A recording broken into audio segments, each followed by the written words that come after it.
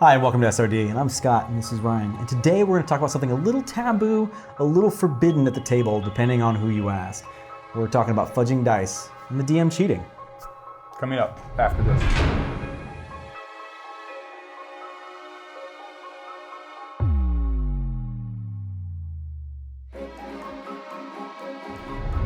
So the first thing I want to talk about is I want to go ahead and give props to Taking 20. They did a video on this not too long ago. Cody did a great job talking about one, different taboos, and two, fudging dice rolls.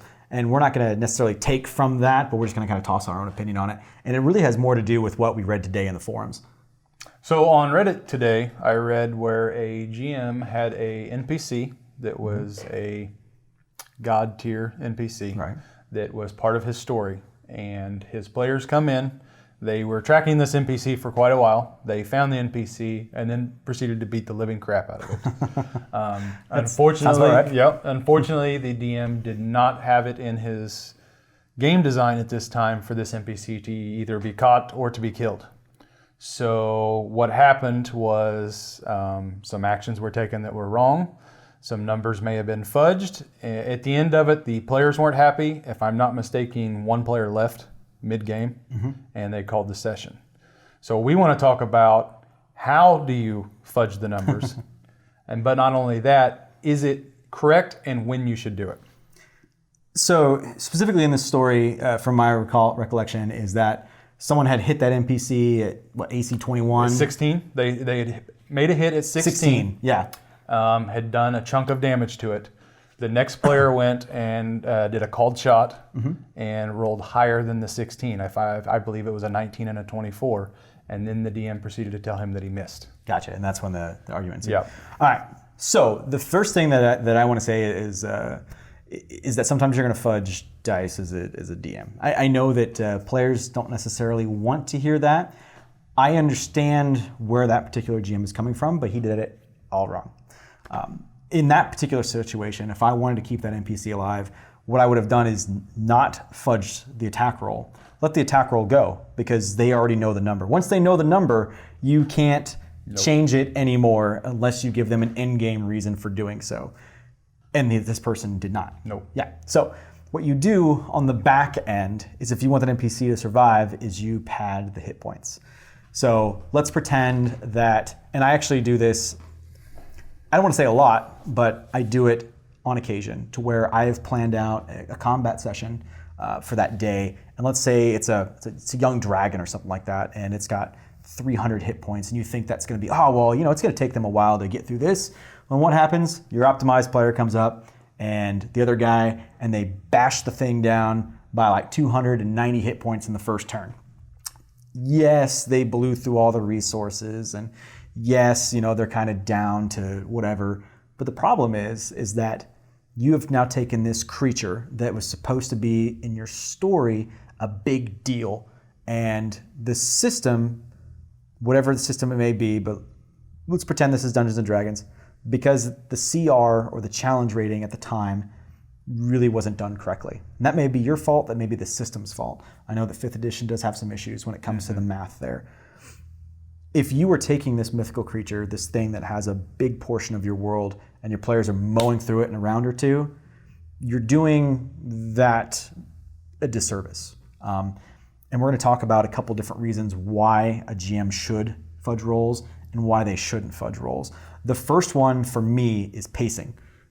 It's absolutely important to pace your story correctly. Sometimes you need to end that combat, right? So let's use that same dragon as an example. And, it's got 300 hit points, but your people aren't optimized. And so you're rolling on your 6th or 7th, 8th, 9th, 10th round, and you can tell that your players are starting to get a little tired of the combat. Go ahead and give him that finishing blow, even though he's got like 100 hit points left. No. And there's nothing wrong with that. No, there's not. All your players are going to remember is there were 9 rounds of intense combat, followed by the slay. Exactly. Following the rules to the T on that, not fudging those dice rolls, not fudging the hit points and AC behind the screen, you're just making the game worse for your players. Don't tell them, for the love of God, don't ever tell them that you cheated behind the screen, because it's going to take away from that experience from them. On the flip side of that is the pacing that I started the story with, and that's this guy is supposed to be this big deal, and they just crush it in a round or two. And it's a big controversy, A lot of people want to say that, oh, well, it shows their growth over time and their ability to become better adventurers. Yes, versus an orc, like an orc is supposed to smash you pretty much at level 1, unless you fight really hard together and go ahead and kill it. But once you get to a certain level, you just get out of my way. It's not a big deal at that point. Yeah, but if you have something that's important to your story for that pacing reason, you don't just let it go like that. The GM probably doesn't have a whole lot left prepared after that. Especially, at least I do. I prepare my games for I expect things to take a certain amount of time. I expect this trap to last about 5-10 minutes. I expect this role play to probably be around 45 or 45 minutes. I expect this combat session to be 20. And so if I'm expected to GM for a certain amount of time and you guys crush through that, the pacing is just thrown off. Yep. And it's no good. It's no good for anybody. And on the other side of this, as a player, you should expect and know that every GM is going to fudge numbers. You would think so. But it's a hot topic. I mean... Because... like you talk about with the pacing, with your dragon example, that may have been epic for those 2 guys that destroyed that dragon in 1 round.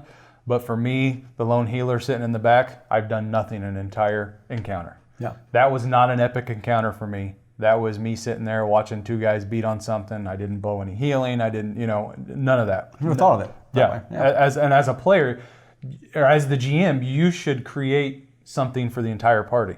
You want everybody to be involved. You don't want to leave nobody out.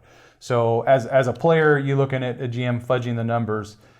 They're trying to make the storyline and the experience better for you when they do that. There's a reason why they're doing it. They're not doing it to spite you. If they are doing it to spite, then they're doing it wrong. Yeah, absolutely. And that talks about the second part, which is story. That is the only other reason that I will also fudge dice rolls is for story. Sometimes it's funny if the rogue decides to pick a trap, but he's put himself in like a really weird situation, like, oh, I hang myself upside down and I pick this trap. And he either, let's pretend that he doesn't hit the DC on it, he doesn't hit it. Go ahead and let him unlock the trap. He'd try to think of something cool while he was doing it, all Mission Impossible, coming down with ropes and stuff. Go ahead and let him open the trap. Let him pick it. It doesn't change anything. So he doesn't take the 2d6 damage or whatever that you had planned for him to take because you expected him to fail the trap. But he's not going to remember hanging from the ceiling, unlocking this thing, and it blowing up in his face. He's going to remember hanging down from the ceiling, upside down, picking that lock, and it working. Yeah. And that's the story that he's going to tell people when he goes to his next convention or he talks to his other friends later on about his game. He's like, oh man, I did this really cool thing. It was so awesome. And a lot of this plays back on the rule of cool. Yeah. We've talked about this before. Let players have certain things. Let the GM have certain things. There are reasons behind why they're doing what they want to do. Yep. Matt Mercer fakes rolls. Look at me. He fakes rolls, okay? You do not have a rich story by strictly sticking to dice. Now, there are great games that are all about the solid dice roll. And yes, you can have some awesome stories in them. But there are certain games that it lends itself more to. Board games are your biggest ones. Games like Descent that I've talked about before. It's a dungeon crawling game where you have that exact character versus character, dice versus dice mechanic, the GM versus the player, the guy running it versus the player. There are some Dungeons & Dragons board games that do it really well. There are a couple Call of Cthulhu board games, Asylum. It's really hard to play. Actually, I really don't care for it. But it's that person versus person, that really crunchy bits. And that's okay. And some people really like that story, that kind of game for them, and it can make some really funny moments. Matter of fact, one of my earliest moments of Dungeons & Dragons was playing 2nd edition with Kayvon, who was my very first GM. If you look at our first video, he was in that.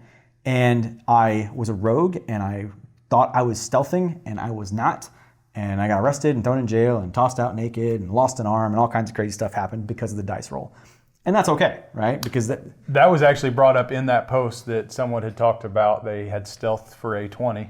Yeah. And when the time came to perform their action and attack. The GM was like, "What? You think I didn't see you the whole time?" and so and they discussed that there is no critical on a skill check. Yes. In Dungeons and Dragons. In Dungeons and Dragons, there's no critical on skill check. In Cthulhu and most D100 systems, there is, and that's a natural one. And this goes back to let your player have it. Mm-hmm. He could have let him have that backstab and just padded the HP a little bit more. The dice are like the rule books. They are there to facilitate the story. They are there to help guide it along, but they are not the final say. The GM is. And honestly, your players should give up a little bit of that verisimilitude, or however you pronounce that word, to understand that if they're wanting that good story, that good time, that the dice behind the screen may or may not always be in their favor. When not to do it, okay? When not to do it. One, never ever fake the dice to kill a player. Never do it. Matter of fact, the only time that I won't roll behind my screen is if it's going to be something that's detrimental to a player, like absolutely detrimental. Like Dragon's Breaths and Dungeons and Dragons, I will typically go ahead and take that D6 where it recharges and roll it in front of the table, so they know that I'm not spoofing that one, because it's probably going to wipe them out if I hit them with another breath. So I want them to know that. Finger of Death rolls, things that are insta-death, things that will absolutely slay them in a heartbeat. I will roll those out front. Or if you know you're not going to kill them with the roll it behind and fudge the numbers down. Yes, if you're wanting to keep them Now, alive. obviously, that's not going to work with someone's on 1 or 2 HP and you've hit them with the Dragon's Breath. Yes. That's obviously not going to work. The numbers aren't going to add up. And again, that goes to the pacing that you want to play. Mm-hmm. If you want a boss that's just going to come out there and murder him, roll it behind the dice. Just let him die, kill him. But again, as in another video, death doesn't have to be the end of a game. Nope. It could be captured, it could be ghosts, it could be spirits, whatever. And there could be a reason why the GM wants to kill a player. Yep. Very well. Yep. Players don't immediately get mad because you die. First off, it's a game. Calm down. And second off, there may be a reason why that you just don't know about. Regardless of what you do or how you feel about fudging dice rolls, whether you're the GM or the player, definitely talk about it in Session 0. Yeah. Session 0 is a great time to get that out in the air. I will tell you now that anyone that plays on my game, it's one of the first things that I say. Like, I will fudge dice. Sometimes I want to kill you. Sometimes I don't want you to kill my things. And regardless of the fact, it's always going to be for the story. It's never to screw you. I will never kill you forever but by fudging a dice roll. And my players have always been acceptable to that because they've played with me. They understand that it's just part of the way that I run games, and it's never been in their detriment. And I think it's important to get that out of the way at the beginning. If your players are not okay with it, then honor that. If they want to see the rolls, they want you to be honest with it, then honor that. I mean, go with what your group wants from you. I don't recommend it as a storyteller. I don't think that I don't think it lends itself well to that, honestly, to play strictly by the system. It kind of takes your improvisation out of the game, in a way. Yes and no. Rolling behind the screen actually probably keeps... You can improvise a little bit, but behind the screen, you keep your story more. Mm-hmm. In front of the screen is actually where you get more improvisation. So if you expected them to kill the dragon next turn and they didn't, well, now the dragon's going to eat their face, and you have to go with that. Yeah. Or if you expected them to make a diplomacy check in your story, like you expected them to go ahead and talk to the Duke and have that situation work out, and it didn't. Well, now the Duke has to take action of some kind. That trade agreement failed, and so now he has to take action. So I would say that really the improv, you have to improv more in the front. However, that a lot of that comes from the players' dice. Mm-hmm. Their dice rolls. So with that being said, like Scott said, make sure you talk it over with your players beforehand. A lot of the problems that were in that post would have been alleviated just by being up front. Most problems would be alleviated by conversation. Yeah. So imagine communication. That's all we've got for today. So if you liked the video, hit the thumbs up. If you didn't like it, hit the thumbs down. Hit that subscribe button, and don't forget to comment down below. We want to know if you think it's okay if people fudge the numbers, if you don't think it's okay, and why. Yeah, absolutely. You don't always have to hit our like buttons. If you don't like a video, we would like to know that if you don't like it. That's just as helpful to us as the like buttons. So with that being said, we'll see you next week. Bye-bye. Bye.